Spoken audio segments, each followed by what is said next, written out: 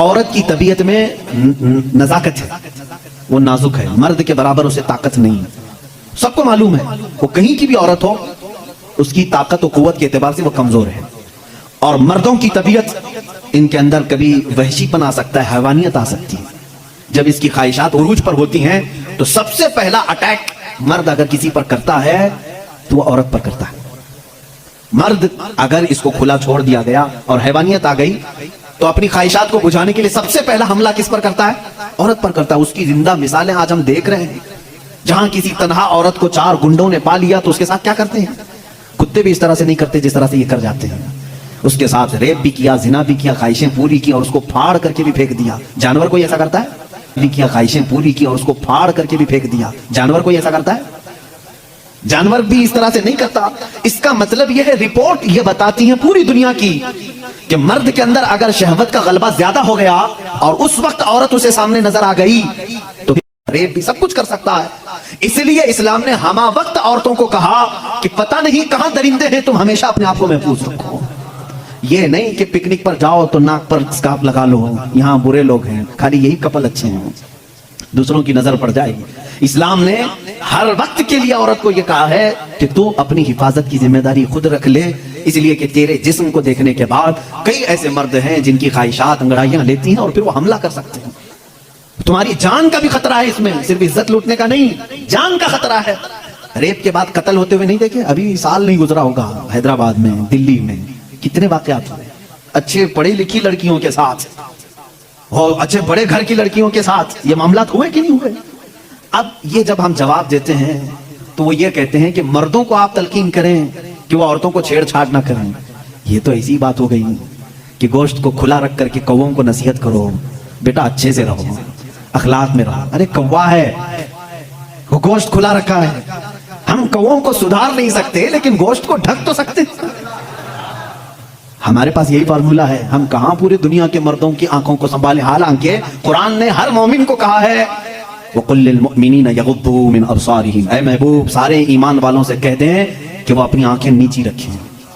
اسلام نے سمجھا تو دیا ہے مردوں کو، لیکن ان کی سیکورٹی کا بھی اہتمام کیا ہے، جس کو یہ سمجھ رہے ہیں کہ یہ پابندی بہت زیادہ ہے، بہت مشکل ہے، یہ پابندی ہے بہت زیادہ مشکل ہے۔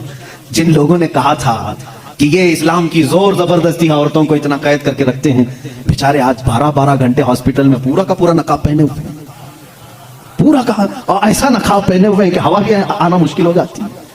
اور ہم تو برقعے بیچنے والے مشہور تھے، برقعے بیچنے والے مشہور تھے، آج پوری مغربی دنیا مشہور ہو گئی، پی پی کٹ نام رکھا ہے، تم نے برقعے ہی بیچ رہے ہو، بیچ رہے۔ ہم تو صرف حفاظت عورتوں کے جسموں کی کر رہے تھے، تم نے تو برقعہ مردوں کو بھی پہنا ہے، سب کو پہنا۔ اب ان سے پوچھو کیوں اب سختی نہیں ہے؟ یہ کسی کے جسم کو اتنا ڈھانک کر کے رکھنا یہ زور زبردستی نہیں ہے؟ تم کہتے ہو اسلام اتنی سختی لے کر کے آیا ہے کہ عورتوں کو بند کر کے رکھا۔ اب یہ جواب دیں نہیں، وائرس پھیلا ہوا ہے، وائرس پھیلا ہوا ہے، جسم کو لگ نہ جائے۔ ارے نادان، یہی تو 1400 سال سے ہم کہہ رہے تھے، انسانوں کی آنکھوں کا وائرس بھی پھیلا ہوا ہے، کہیں ہماری بچیاں غیر محفوظ نہ ہو جائیں، کہیں کسی کے جسم میں یہ باتیں، یہ آنکھوں کا زہر سرایت نہ کر جائے، ان کے دل بہک نہ جائیں۔ اور میں بہت پہلے سے کہتا آ رہا ہوں، تحقیق یہ بتاتی ہے کہ مرد کی آنکھیں جب اس میں خواہش پیدا ہوتی ہے نا، ایک زہریلا مادہ نکلتا ہے، زہریلا مادہ نکلتا ہے۔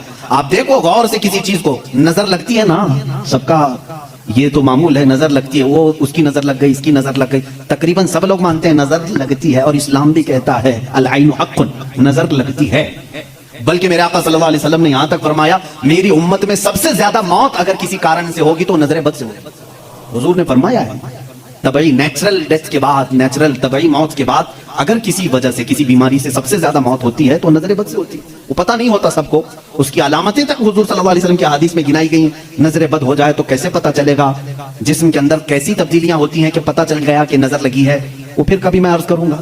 لیکن نظر لگتی ہے یہ سب کو معلوم ہے، اور جدید تحقیقات کے اعتبار سے بھی اگر میں آپ کو بات کروں، پھول کو اگر زیادہ دیر تک تم دیکھتے رہو گے تو مرجھا جائے گا، کیونکہ ہماری آنکھوں کا زہر اس پر پڑتا ہے اور اس کی طبیعت مرجھا جاتی ہے، طبیعت مرجھا جاتی ہے۔ وہ جتنا اپنے ٹہنی میں لگ کر کے جتنی دیر تک تازہ رہ سکتا ہے، تمہارے ہاتھ میں آنے کے بعد اتنی دیر تازہ نہیں رہے گا، کیونکہ کچھ بیکٹیریا ہمارے اندر ہیں اور آنکھوں سے نکلنے والی چیزیں بھی ہیں۔ اسی طرح سے عورتوں کا جسم اتنا نرم ہے اور نازک ہے کہ باہر کے زہریلے مادے ان کے جسم پر پہلے اثر کرتے ہیں، مردوں کے جسموں پر کم لیکن عورتوں کے جسموں پر زیادہ اثر کرتے ہیں۔ اب کوئی وحشی درندہ جس کی نگاہیں زہر پھینک رہی ہوں اور کسی لڑکی کا جسم ننگا ہو، وہ بغیر لباس کے ہو، تو ظاہر سی بات ہے اس کے جسم کے اندر جیسی ہی وہ نظریں جاتی ہیں اس کے دل میں بھی برائیوں کی خواہشیں پیدا ہونا شروع ہوتی ہیں۔ ایک طرفہ نہیں ہوتی یہ سب چیزیں، اس کے اندر جو خرابی آئی وہ اس کی آنکھوں کی وجہ سے۔ اسی لیے میرے آقا صلی اللہ علیہ وسلم نے فرمایا فَإِنَّ الْعَيْنَ تَزْنِي، آنکھ بھی زنا کرتی ہے۔ حضور صلی اللہ علیہ وسلم نے فرمایا آنکھ بھی زنا کرتی ہے۔ اب مجھے بتاؤ میرے عزیزو، اسلام نے اتنی جو حفاظت کی ہے عورتوں کی، اس کو تم کہہ رہے ہو زور زبردستی ہے؟ اسلام دین فطرت ہے، صرف وہی بات کرتا ہے جو انسان کے لیے سوٹیبل ہو، جو تمہارے جینے کے لیے اچھا ہو۔ اب میں آؤ تم کو یہ بھی بتاتا ہوں، کچھ لوگ یہ کہتے ہیں کھانے پینے کے معاملات میں بھی، اب یہ بات تھی عورتوں کی، اور ہاں یہاں پر میں یہ بات بتا دوں کہ برابری جس کو کہہ رہے ہیں نا وہ برابری ہے نہیں، تم کبھی بھی اس کے جواب دینے کی بھی کوشش مت کرو۔ یہ برابری کس کو کہتے ہیں؟ ان کے سامنے رقص کرے، ڈانس کرے، برابر کرے۔ اگر مرد جو ہے کھلے عام گھومتا پھرتا ہے اور ننگا ہو سکتا ہے تو عورت کو بھی اتنا ہی ہونا چاہیے، عورت بھی اتنا ہی دکھائے، تو یہ تو ایسی برابری ہے کہ اتنا اگر شوق ہے برابری کا تو پھر ایسا کرو اپنی بیوی کے ساتھ معاہدہ کر لو، 1 سال تو بچہ دے گی، 1 سال میں بچہ دیتا ہوں۔ یہ برابری کرنے کی چیز ہے؟ ارے سارا بچوں کا درد عورت ہی کیوں سے ہے، تم بھی تھوڑا سا پارٹنرشپ میں لے لو۔ ایسا نہیں کر سکتے، تمہیں معلوم ہے عورت کی فطرت ہے، کچھ چیزیں ایسی ہیں اس کی ساخت میں اس کے لیے وہ ضروری ہے، اور اسلام یہ سمجھتا ہے کہ عورت کے لیے اس کے گھر میں رہنا زیادہ سوٹیبل ہے بنسبت باہر گھومنے پھرنے کے۔ کھلے عام رہنے سے زیادہ اگر محفوظ کوئی عورت ہو سکتی ہے تو وہ پردے میں رہ سکتی ہے، اس لیے اسلام نے اس کو پردے کا حکم دیا، اس پر زور زبردستی نہیں، پابندی نہیں، اس کی فطرت ہے، وہ اسے جتنا محفوظ رکھ سکتے ہو۔ اب خریدنے والی چیزوں میں ہی آپ دیکھ لینا، اب اس کو میں عقلی طور پر اگر آپ کو بتاؤں، کچھ چیزیں ایسی ہیں آپ خرید کر، آلو پیاز لے کر کے آئے، آلو پیاز لے کر کے آئے آپ کی کچن میں، آپ نے اس کو کسی گٹی میں رکھ دیا، ٹوکرے میں رکھ دیا، کہیں پر بھی رکھ دیا، چل جاتا ہے، رکھ دیا، لیکن ساتھ میں آپ نے کچھ گوشت خریدا، کچھ ٹماٹے، کچھ دہی، باہر نہیں، فریزر میں رکھنا پڑتا ہے۔ بھائی ان کو دونوں کو برابری دو، دہی کو بھی ٹوکرے میں کیوں نہیں رکھتے ہیں، گوشت کو بھی باہر، یہ ہیں جن کی سیفٹی فریزر کے اندر ہے، کچھ چیزیں ایسی ہیں کہ وہ باہر رہ کر کے بھی سلامت ہیں۔ جب تمہیں دنیا کے ہر نظام میں یہ بات سمجھ میں آتی ہے تو اللہ نے مرد اور عورت کو پیدا ہی ایسا کیا ہے کہ مرد اگر باہر رہے تو سیف ہے، اس کے جسم کی ساخت ایسی ہے، لیکن عورت گھر کے اندر زیادہ سیف ہے، اس لیے اسلام نے اسے پردے کا حکم دیا ہے۔ بات سمجھ میں آ گئی؟ اسلام نے زور زبردستی اس کو پابند نہیں بنایا، زور زبردستی پابند نہیں بنایا۔ بہرحال یہ ایک بہت بڑا عنوان ہے۔ عورتوں کے حقوق کی بات اگر کوئی ایسا بندہ کرتا تو سمجھ میں آتا جو عورتوں کو مرتبے میں بڑھا کر کے یوں کہے کہ عورت کے قدموں کے نیچے جنت ہے۔ اگر کوئی ایسا شخص کہتا تو بات سمجھ میں آتی جو یہ کہے کہ بیوی کو ایک لقمہ کھلاؤ تو صدقے کا ثواب ہے۔ اگر کوئی ایسا شخص کہتا جو یہ کہے کہ ایک بیٹی کو پال کر نکاح کر دو تو جنت واجب ہے، ان کے پاس یہ کوئی بھی چیز نہیں، بلکہ یہ جس عورت کی بات کر رہے ہیں ان کے لیے وہ اپنے نفس کی خواہشات پوری کرنے کی ایک مشین ہے بس۔ اور اگر میری بات صحیح نہیں ہے تو چلو مغربی دنیا میں تمہیں دکھا دوں کہ وہاں شادی کسے کہتے ہیں، طلاق کسے کہتے ہیں، بچوں کا نظام کیا ہے، کثرت سے پورے یورپ میں ہے۔ آپ کو میں بتاؤں وہاں شادی کا نظام تک ختم کر کے رکھا گیا ہے، جو لڑکی پسند آئی اس کے ساتھ رہتے رہو، بچے بھی ہو جائیں گے، 2 بچوں کے بعد وہ لوگ فیصلہ کرتے ہیں آپ شادی کر لیں۔ اب شادی کرنے کا برابر ٹائم آ گیا، ہم لوگوں کی انڈرسٹینڈنگ ہو چکی ہے، یہ ہے فیکٹ بتا رہا ہوں میں آپ کو۔ کئی ایسی شادیاں ہیں وہاں پر جو بچے ہونے کے بعد کرتے ہیں کورٹ میں جا کر کے۔ تو تم نے عورت کو برابری نہیں بلکہ اپنی خواہشات کی ایک مشین سمجھا ہے۔ اسلام جو برابری دیتا ہے وہ کیسی برابری ہے؟ یہ اسلام ہی تو ہے جو عورت کو اتنی عزت کے ساتھ گھر لانے کا حکم دیتا ہے، اتنی عزت کے ساتھ۔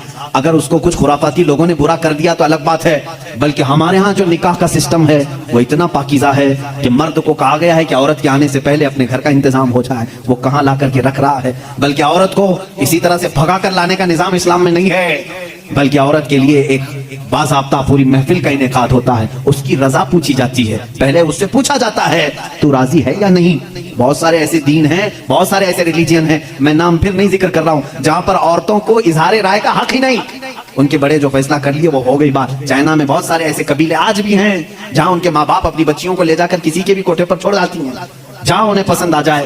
اسلام عورت کی عزت اتنی دیتا ہے، جب تک وہ اپنی رضا کا اظہار نہیں کرتی قاضی کی مجال نہیں کہ وہ نکاح پڑھا سکے۔ ہم خود کھڑے رہتے ہیں جب تک اجازت نہیں آتی.